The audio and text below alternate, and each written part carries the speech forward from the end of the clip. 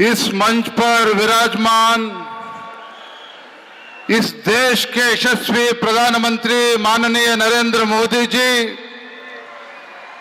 ವೇದಿಕೆ ಮೇಲೆ ಆಸೀನರಾಗಿರ್ತಕ್ಕಂಥ ಮಾಜಿ ಮುಖ್ಯಮಂತ್ರಿಗಳು, ರೈತ ನಾಯಕರಾಗಿರ್ತಕ್ಕಂಥ ಸನ್ಮಾನ್ಯ ಶ್ರೀ BS ಯಡಿಯೂರಪ್ಪನವರೇ, ಬಸವರಾಜ ಬೊಮ್ಮಾಯಿಜಿರವರೇ, ಪ್ರಹ್ಲಾದ್ ಜೋಶಿರವರೇ, ಗುಲ್ಬರ್ಗ ಲೋಕಸಭಾ ಕ್ಷೇತ್ರದ ಜನಪ್ರಿಯ ಸಂಸದರು ಬಿಜೆಪಿ ಅಭ್ಯರ್ಥಿ ಆಗಿರ್ತಕ್ಕಂಥ ಉಮೇಶ್ ಜಾಧವ್ ಅವರೇ, ಬೀದರ್ ಲೋಕಸಭಾ ಕ್ಷೇತ್ರದ ಜನಪ್ರಿಯ ಸಂಸದರು ಸಚಿವರು ಬಿಜೆಪಿ ಅಭ್ಯರ್ಥಿಗಳಾಗಿರ್ತಕ್ಕಂಥ ಭಗವಂತ ಖೂಬಾರ್ ಅವರೇ, ವೇದಿಕೆ ಮೇಲೆ ಆಸೀನರಾಗಿರ್ತಕ್ಕಂಥ ಎಲ್ಲ ಗಣ್ಯಮಾನ್ಯರೇ, ವೇದಿಕೆ ಮುಂಭಾಗದಲ್ಲಿ ಆಸೀನರಾಗಿರ್ತಕ್ಕಂಥ ಸಚಿವರು ಬಿಜೆಪಿ ಅಭ್ಯರ್ಥಿಗಳಾಗಿರ್ತಕ್ಕಂಥ ಭಗವಂತ ಖೂಬಾರ್ ಅವರೇ, ವೇದಿಕೆ ಮೇಲೆ ಆಸೀನರಾಗಿರ್ತಕ್ಕಂಥ ಎಲ್ಲ ಗಣ್ಯಮಾನ್ಯರೇ, ವೇದಿಕೆ ಮುಂಭಾಗದಲ್ಲಿ ಆಸೀನರಾಗಿರ್ತಕ್ಕಂಥ ಪಕ್ಷದ ಎಲ್ಲ ಶ್ರದ್ಧೆಯ ಕಾರ್ಯಕರ್ತ ಬಂಧುಗಳೇ, ತಂದೆ ತಾಯಂದರೆ, ಆತ್ಮೀಯ ಕಾರ್ಯಕರ್ತ ಬಂಧುಗಳೇ, ಪತ್ರಿಕಾ ಹಾಗೂ ಮಾಧ್ಯಮದ ಸ್ನೇಹಿತರೆ, ಕಾರ್ಯಕರ್ತ ಬಂಧುಗಳೇ, ನಮ್ಮ ಹೆಮ್ಮೆಯ ಪ್ರಧಾನಮಂತ್ರಿ ನರೇಂದ್ರ ಮೋದಿಜಿಯವರು ಯಾವಾಗಲೂ ಕೂಡ ಒಂದು ಮಾತನ್ನು ಹೇಳ್ತಾ ಇರ್ತಾರೆ. ಮೋದಿಜಿಯವರು ಹೇಳ್ತಾರೆ, ನಾನು ಈ ದೇಶದ ಪ್ರಧಾನಮಂತ್ರಿ ಅಲ್ಲ, ಅವರು ಈ ದೇಶದ ಪ್ರಧಾನಮಂತ್ರಿ ಅಲ್ಲ, ಈ ದೇಶದ ಪ್ರಧಾನ ಸೇವಕರು ಅಂತ ಹೇಳಿ ಸನ್ಮಾನ್ಯ ನರೇಂದ್ರ ಮೋದಿಜಿಯವರು ಯಾವಾಗಲೂ ಕೂಡ ಹೇಳ್ತಾ ಇರ್ತಾರೆ. ಅವರು ಕೊಟ್ಟಿರ್ತಕ್ಕಂಥ ಕೊಡುಗೆ ಏನು ಈ ದೇಶಕ್ಕೆ, ಮೋದಿಜಿಯವರು ದೇಶಕ್ಕೆ, ರಾಜ್ಯಕ್ಕೆ ಕೊಟ್ಟಿರ್ತಕ್ಕಂಥ ಕೊಡುಗೆ, ಹುಟ್ಟಿರ್ತಕ್ಕಂಥ ಒಂದು ಮಗುವಿನಿಂದ ಹಿಡಿದು ವೃದ್ಧಾಪ್ಯ ವೇತನದಲ್ಲಿ ಇರ್ತಕ್ಕಂಥವ್ರಿಗೂ ಸಹ ಅನೇಕ ಯೋಜನೆಗಳನ್ನು ಸನ್ಮಾನ್ಯ ನರೇಂದ್ರ ಮೋದಿಜಿಯವರು ಕೊಟ್ಟಿದ್ದಾರೆ. ನಮ್ಮ ಪ್ರಧಾನಮಂತ್ರಿ ನರೇಂದ್ರ ಮೋದಿಜಿಯವರು ಯಾವಾಗಲೂ ಕೂಡ ಒಂದು ಮಾತನ್ನ ಹೇಳ್ತಾ ಇರ್ತಾರೆ. ಮೋದಿಯವರ ಪ್ರಕಾರ ಈ ದೇಶದಲ್ಲಿ, ರಾಜ್ಯದಲ್ಲಿ 4 ವರ್ಗದ ಜನರಿದ್ದಾರೆ. 4 ವರ್ಗದ ಜನರು ಯಾರಪ್ಪ ಅಂತ ಹೇಳಿದ್ರೆ, ಮೊದಲನೇದಾಗಿ ಬಡವರು, ಎರಡನೇದಾಗಿ ರೈತರು, ಮೂರನೇದಾಗಿ ಮಹಿಳೆಯರು, ನಾಲ್ಕನೇ ಇರ್ತಕ್ಕಂಥದ್ದು ಯುವಕರು.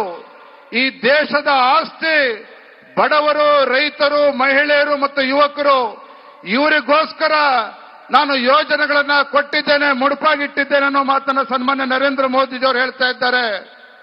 ಮೋದಿಜಿಯವರು ಮತ್ತೊಂದು, ಇವತ್ತು ಇಡೀ ಜಗತ್ತು ಕೋವಿಡ್ನ ಸಂದರ್ಭದಲ್ಲಿ ಆರ್ಥಿಕ ಸಂಕಷ್ಟದಲ್ಲಿ ಸಿಲುಕಾಕೊಂಡಂತ ಸಂದರ್ಭದಲ್ಲಿ ಇಡೀ ದೇಶದಲ್ಲಿರ್ತಕ್ಕಂಥ ಇತರ ರಾಷ್ಟ್ರಗಳು ಒಂದು ಆರ್ಥಿಕ ಹಿನ್ನಡೆ ಆದಾಗಲೂ ಸಹ ಇಡೀ ಜಗತ್ತಿನಲ್ಲಿ ಯಾವುದಾದರೂ ಒಂದು ದೇಶ ಕೋವಿಡ್ ಸಂದರ್ಭದಲ್ಲೂ ಕೂಡ ಆರ್ಥಿಕವಾಗಿ ಬಲಿಷ್ಠಗೊಂಡಿರ್ತಕ್ಕಂಥ ದೇಶ ಈ ಭೂಮಿಯ ಮೇಲೆ ಆದರೂ ಇದ್ರೆ ಅದು ನಮ್ಮ ಹೆಮ್ಮೆಯ ಭಾರತ ಅಂತಕ್ಕಂಥದ್ದು ನಾವು ಯಾರು ಕೂಡ ಮರಿಬಾರದು. ಇದು ನರೇಂದ್ರ ಮೋದಿಜಿಯವರ ನಾಯಕತ್ವದ ಒಂದು ಪರಿಣಾಮ.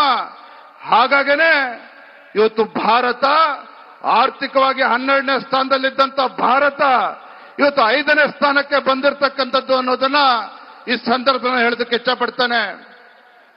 ಕಾರ್ಯಕರ್ತ ಬಂಧುಗಳೇ, ಈ ರಾಜ್ಯದ ಮುಖ್ಯಮಂತ್ರಿಗಳು ಸಿದ್ದರಾಮಯ್ಯನವರು ಇವತ್ತು ನಮ್ಮ ಪ್ರಧಾನಮಂತ್ರಿಗಳು ಒಂದು ಪ್ರಶ್ನೆಯನ್ನ ಮಾಡಿದ್ದಾರೆ. ಇವತ್ತು ಸಿದ್ದರಾಮಯ್ಯನವರು ಕೇಳ್ತಾರೆ, ಪ್ರಧಾನಮಂತ್ರಿ ನರೇಂದ್ರ ಮೋದಿಜಿಯವರು ಕರ್ನಾಟಕ ರಾಜ್ಯಕ್ಕೆ ಏನು ಕೊಡುಗೆಯನ್ನ ಕೊಟ್ಟಿದ್ದಾರೆ ಅನ್ನೋ ಪ್ರಶ್ನೆಯನ್ನ ಮಾಡ್ತಾ ಇದ್ದಾರೆ. ಸಿದ್ದರಾಮಯ್ಯನವರು ಕೇಳ್ತಾ ಇದ್ದಾರೆ, ಮೋದಿಜಿಯವರು ಕರ್ನಾಟಕ ರಾಜ್ಯಕ್ಕೆ ಏನು ಕೊಡುಗೆ ಕೊಟ್ಟಿದ್ದಾರೆ ಅಂತೇಳಿ. ನಾನು ವೇದಿಕೆ ಮೂಲಕ ಒಂದು ಮಾತನ್ನ ಮಾನ್ಯ ಮುಖ್ಯಮಂತ್ರಿಗೆ ಹೇಳ್ತೇನೆ. ನಮ್ಮ ಹೆಮ್ಮೆಯ ಪ್ರಧಾನಮಂತ್ರಿ ನರೇಂದ್ರ ಮೋದಿಜಿಯವರು ಕರ್ನಾಟಕ ರಾಜ್ಯಕ್ಕೆ ಏನು ಕೊಡುಗೆ ಕೊಟ್ಟಿದ್ದಾರೆ, ಜನಪರ ಯೋಜನೆಗಳನ್ನ ಕೊಟ್ಟಿದ್ದಾರೆ, ನಿಮಗೆ ಉತ್ತರವನ್ನು ನಾವು ಕೊಡೋದಿಲ್ಲ.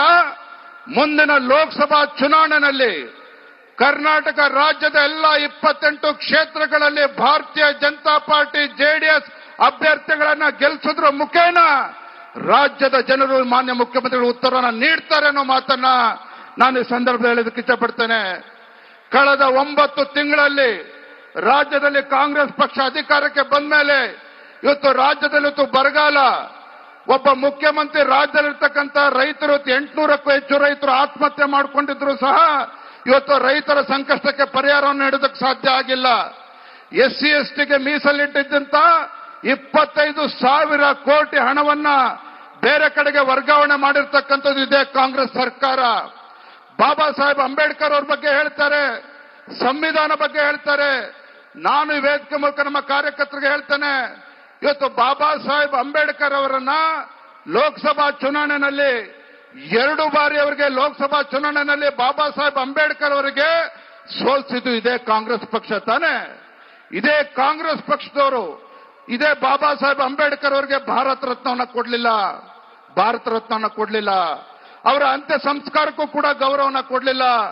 ಇವತ್ತು ಸಂವಿಧಾನಕ್ಕೆ ಬಾಬಾ ಸಾಹೇಬ್ ಅಂಬೇಡ್ಕರ್ ಅವರಿಗೆ ಯಾರು ಗೌರವ ಕೊಡ್ತಕ್ಕಂಥ ಕೆಲಸ ಮಾಡಿದ್ರೆ ನಮ್ಮ ದೇಶದ ಹೆಮ್ಮೆಯ ಪ್ರಧಾನಮಂತ್ರಿ ನರೇಂದ್ರ ಮೋದಿಜಿಯವರು ಗೌರವ ಕೊಟ್ಟಿದ್ದಾರೆ ಬಾಬಾ ಸಾಹೇಬ್ ಅಂಬೇಡ್ಕರ್ ಅವರಿಗೆ. ಸಂವಿಧಾನಕ್ಕೆ ಗೌರವನ ಬಾಬಾ ಸಾಹೇಬ್ ಅಂಬೇಡ್ಕರ್ ಅವರು ಕೊಟ್ಟು ನರೇಂದ್ರ ಮೋದಿಜಿಯವರು ಅದಕ್ಕೆ ಗೌರವನ ಕೊಟ್ಟಿದ್ದಾರೆ. ಕೊನೆಯದ ಒಂದು ಮಾತನ್ನ ಹೇಳ್ತಾನೆ, ಇವತ್ತು ಗೌರವಾನ್ವಿತ ಪ್ರಧಾನಮಂತ್ರಿ ಇವತ್ತು ವೇದಿಕೆ ಮೇಲಿದ್ದಾರೆ.